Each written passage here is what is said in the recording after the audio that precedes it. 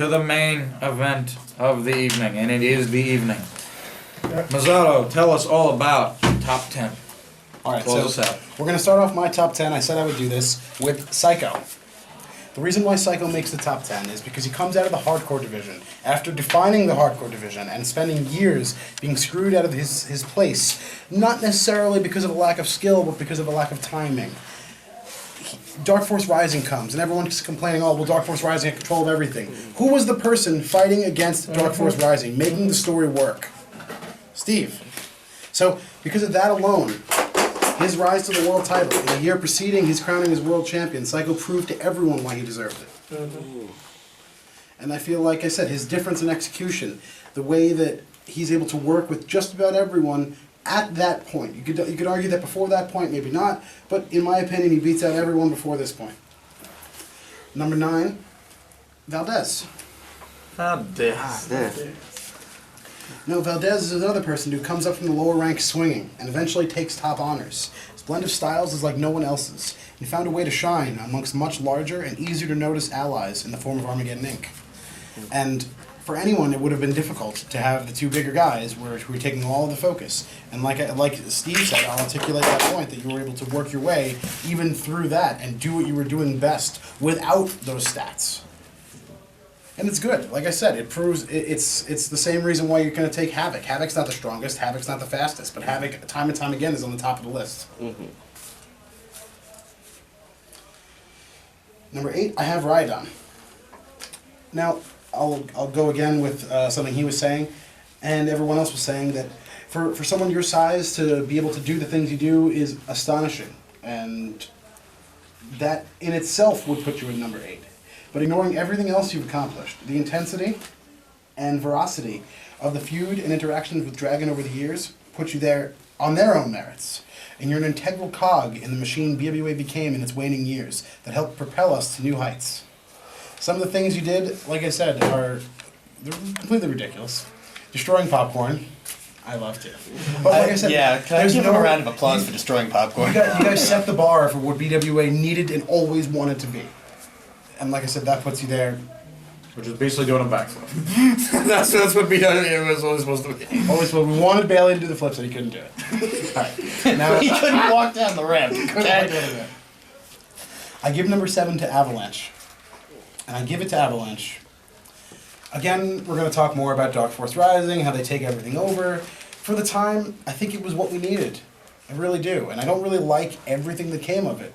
But Sly started really slowly, and eventually grows into a cornerstone of BWA's middle-aged years.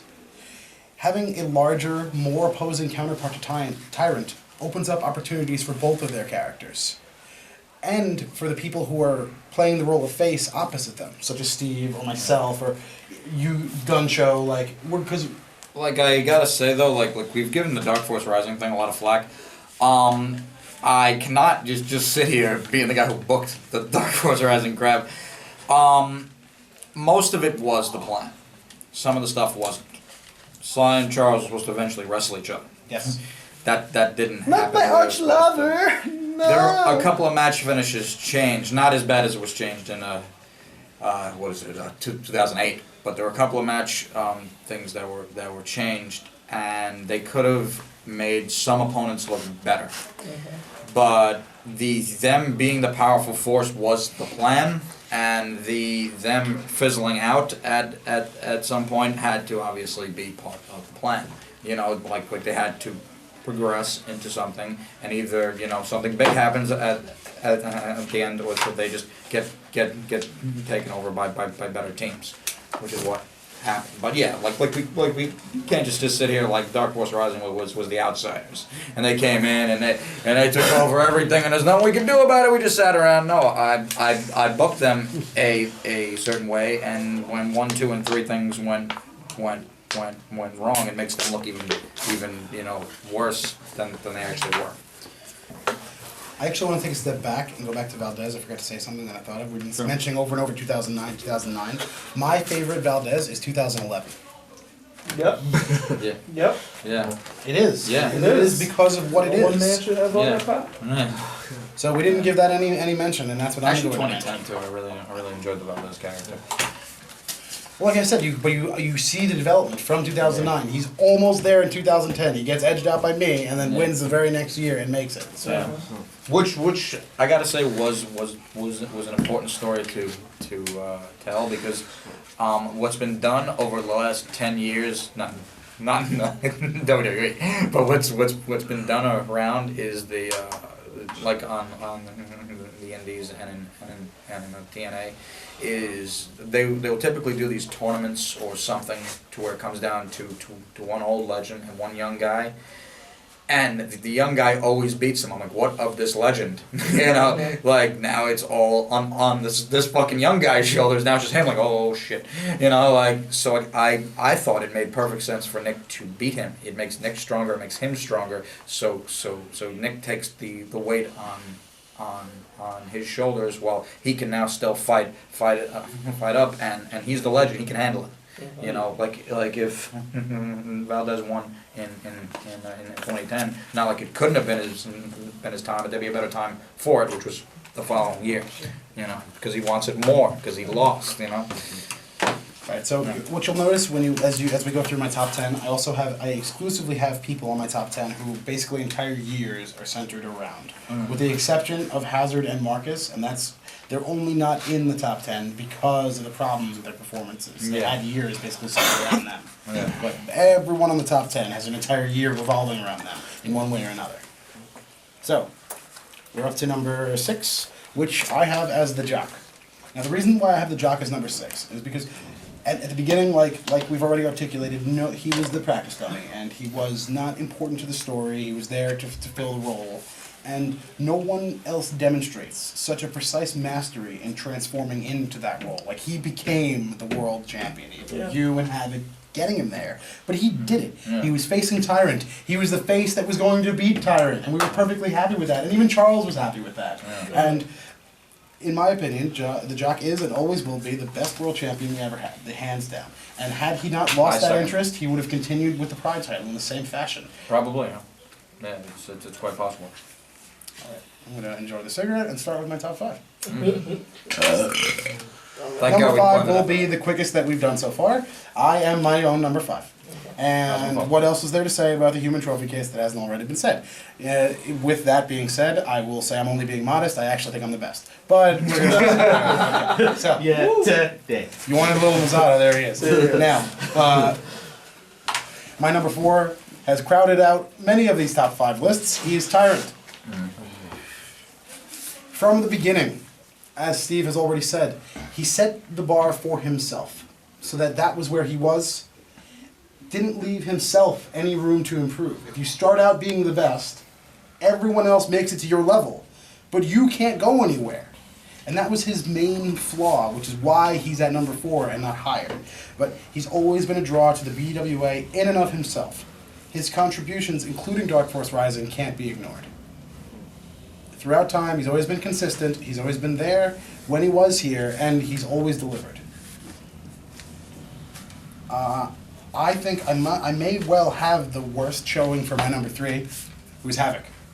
Oh, wow. I don't know if anyone put Havoc that low. No. Alright, I have Havoc You did. Oh, wait. Yes. Sure. I have Havoc at number 3.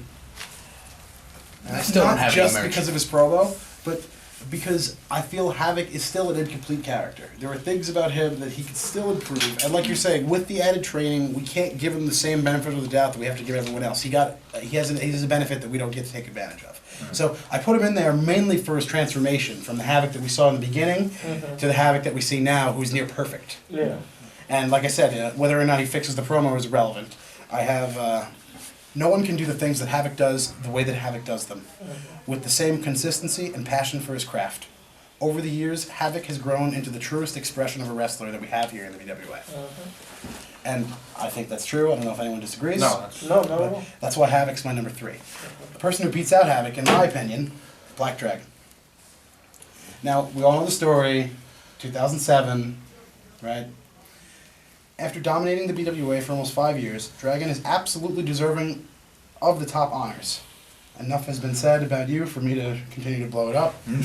However, the top spot has been reserved for the only person, in my opinion, that's more deserving. As I'm sure we all know, Dragon dominated. He did very well. Obviously, the best at what he does, in my opinion, better than Havoc. You're better at being you than Havoc is at being Havoc, and that was our problem with Havoc. That he can be anything, but he can't be Havoc, right? So now we move on to my number one, who I also give to Bravado. And there's a reason why I give it to Bravado. I give it to Bravado, like I said, I couldn't find the detriment that we were trying to look for. We're like, all right, let's see where he's weak. Like, you could say where I'm weak and the times where I'm I'd weak. say the Mets ladies thing was a good thing. I don't know how it's going on that one. I'm like, Anthony's up here? I have, through over a decade of hard work, Bravado forged the BWA using an unsettling mixture of blood, sweat, and on more than one occasion, tears. Clip. If it wasn't for him, nobody else would be here. I wouldn't be a fucking pro wrestler. And Nick wouldn't be the fucking man of BWA.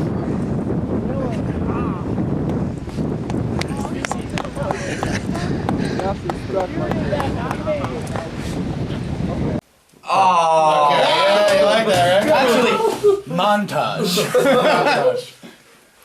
Bravado's mastery over both announcing, promotional videos, managing, match psychology, in my opinion, outweigh any shortcoming that may be perceived when compared directly to the other top contenders. It may have been said about me, but in my opinion, no one is more BWA than Bravado. And like I said,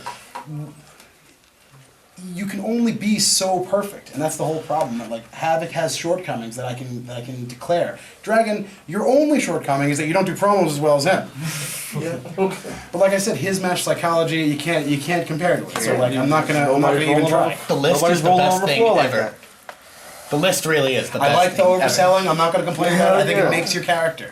Like it's so important to me. I do that- love DDTing you. It's It is a awesome. unique I like pleasure. to give it to you and just wait and count. Like, No, the best is twisted fading him and you feel him spasm on your shoulder. And it's just like amazing. I like the part where you pull out the move list and then you jump down on the floor right next to me. That was I one of like my the part favorites. Yeah. when you hit somebody's girlfriend and drop it on the neck and then roll and laugh outside the ring. she was everybody's girlfriend, somebody's girlfriend. Not my girlfriend. Not my Wait, are you talking girlfriend. about Paige? Damn! I know that one, and no, I didn't wrestle that person. Next on the BWA roundtable, the Rat List. I might be the only person in the BWA who didn't wrestle Paige, and I'm damn sure about it. With that said, we can finally wrap it up. Thank you so much for joining us. This has been the first inaugural edition of the BWA Roundtable. We hope you enjoyed it because we plan on coming back. Is that right, guys? I thought you were going to say because we enjoyed it, because I mean, that'd be true too. And coming soon to the next inauguration will be exclusive Psycho merchandise, Psycho promos, and don't forget to see the Psycho video that will be made very soon on our website. Everyone, please Tonight! YouTube channel. See you guys next time. Thanks. It's the